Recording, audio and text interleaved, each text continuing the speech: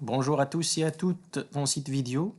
Aujourd'hui, on va essayer d'expliquer le contenu du projet qu'on a créé avec l'environnement de développement.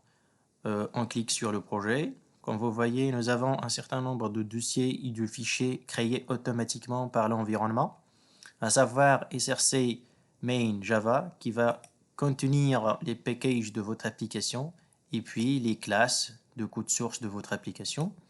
Et puis src main resource qui contient des sous-dossiers statiques et templates et le fichier application properties.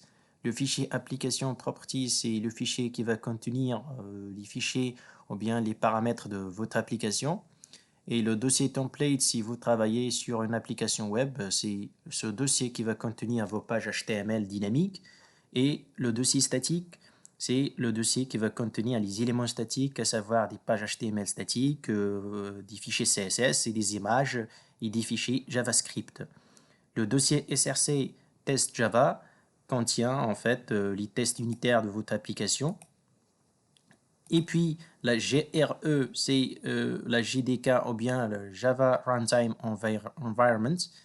C'est la JDK sur laquelle il est basé votre projet, à savoir Java SE 1.8. Il y a le fichier ou bien les dépendances de Maven téléchargées automatiquement par l'environnement au moment de création. Et puis le dossier src, c'est une forme arborescente des packages en haut, à savoir src main Java et src test Java, etc.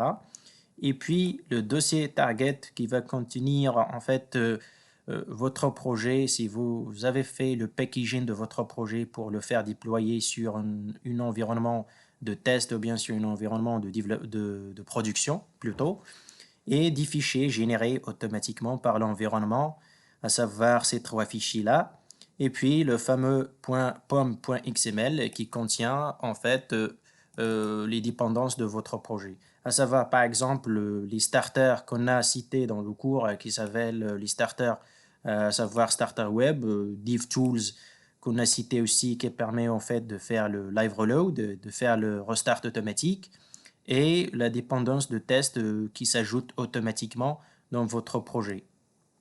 Donc voilà en grosso modo les éléments essentiels et qui s'écrivent automatiquement au moment de création de votre projet. Donc dans un premier temps, on va essayer de créer notre fameux Hello World. Donc dans un premier temps, on va cliquer sur ce package et puis on clique sur New Class et puis on clique créer Hello World.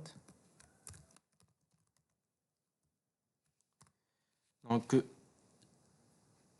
à partir de cette classe, on va essayer de copier en fait l'existant au niveau de User Management Application. Donc, on va copier cette méthode. Et puis, on va annoter notre classe par Spring Boot Application. Et puis, on va l'annoter aussi par REST Controller. Donc, Spring Boot Application permet en fait d'initialiser Spring Boot en se basant sur les fichiers ou bien les dépendances dans POM.xml, et REST Controller qui permet en fait de créer un contrôleur qui va nous générer des routes vers notre application. Donc, on va ajouter une route, donc public string hello qui retourne hello world.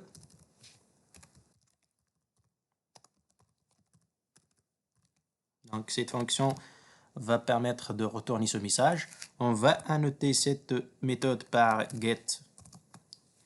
Donc, on va parler en détail de ces annotations par la suite, à savoir get mapping et post mapping, etc.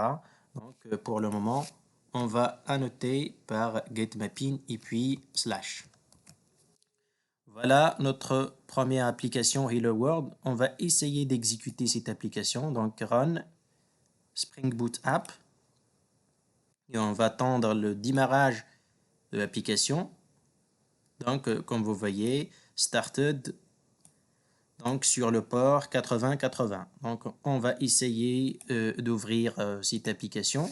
Localhost 8080, entrée. Voilà, nous avons notre fameux Hello World.